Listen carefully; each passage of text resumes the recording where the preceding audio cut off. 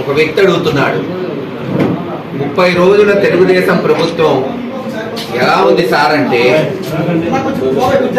3 మానభంగాలు, 31 హత్యలు, 35 ఆత్మహత్యలు, 3000 ఇళ్ల మీద దాడులు, సుమారు 20-30 వేల మంది వైఎస్ఆర్సీపీ నాయకులు కార్యకర్తలు ఈరోజు ఇళ్లు వదిలేసి వాళ్ళ గ్రామాలు వదిలేసి బయట ఉంటున్నారు. అది తెలుగుదేశం ప్రభుత్వం గత నెలలో సాధించింది.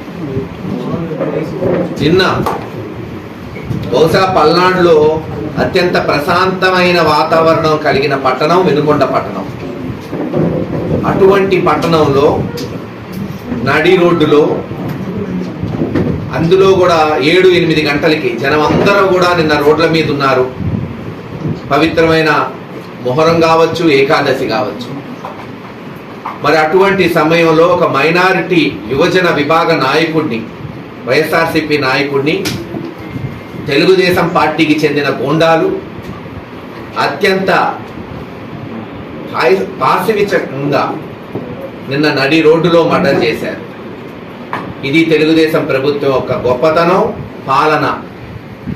జగన్మోహన్ రెడ్డి గారు చెప్తూనే ఉన్నాడు గత 2 సంవత్సరాలు, ఒకవేళ తెలుగుదేశం అధికారంలోకి వస్తే ఏమవుతుంది, వాళ్ళు హామీలు ఇస్తారు, ఎలక్షన్ అయిన తర్వాత ఆ మేనిఫెస్టోని చెత్తపుట్టలో వేస్తారు అని.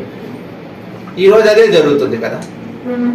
ఇచ్చిన హామీల ప్రకారం అమ్మఒడి ఎంతమంది పిల్లలకి ఇస్తామంటే వైఎస్ఆర్సీపీ పార్టీ ఏమన్నా అడ్డుకుందా? రైతు భరోసా 20,000 చేస్తామంటే మేమేమన్నా కాదన్నావా? నిరుద్యోగ భృతి లేదు, ఉద్యోగాలు ఇస్తామంటే మేమేమన్నా వద్దన్నావా? మీకు అవకాశం ఇచ్చారు, చేయండి, మంచి, ఎవరు కాదన్నాం? మంచి చేయిపోగా మేనిఫెస్టోలో, తెలుగుదేశం మేనిఫెస్టోని చెత్తపుట్టలో వేశారు. లోకేష్ గారు వీధి వీధి చెప్పిన ఎర్ర బుక్కుని ప్రామాణికంగా తీసుకొని ఈరోజు దాడులు, హత్యలు, మానభంగాలు, ముఖ్యంగా వైఎస్ఆర్సీపీ నాయకులు కార్యకర్తల ఇళ్ల మీద అవమానపరిచే విధంగా ఈరోజు ఈ దాడులు జరుగుతున్నాయి. గతంలో ఎవ్వరు ఏమి అనరనే ఒక ధైర్యం వాళ్ళకు రాబట్టే ఈరోజు జరుగుతుంది. ఒక్కటి గుర్తుపెట్టుకోవాలి ప్రజలు, ఇది ఇంతటితో ఆగదు. ఇక్కడ కనుక ఆపకపోతే ఈరోజు వైఎస్ఆర్సీపీ నాయకుల మీద తెలుగుదేశం నాయకులు చేస్తున్న దాడులు రేపు ప్రజల మీద పోతాయి, వాళ్ళ ఆస్తుల మీద పోతాయి. రాష్ట్రం తగలబడిపోతుంది ఇప్పుడు కనుక లా అండ్ ఆర్డర్ కంట్రోల్ చేయకపోతే.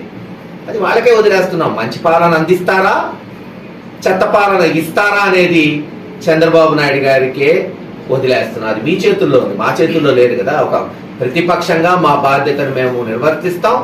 మీరు చేస్తున్న చెడుని ఎట్టి పరిస్థితుల్లో ప్రజలకి తెలియచేస్తాను. అలాగే ఇటువంటి మరి పాపం దాడులు జరిగిన కుటుంబాలకి జగన్మోహన్ రెడ్డి గారు, పార్టీ, మేమందరం తప్పకుండా కార్యకర్తలకి అండగా ఉంటామని తెలియజేస్తాం.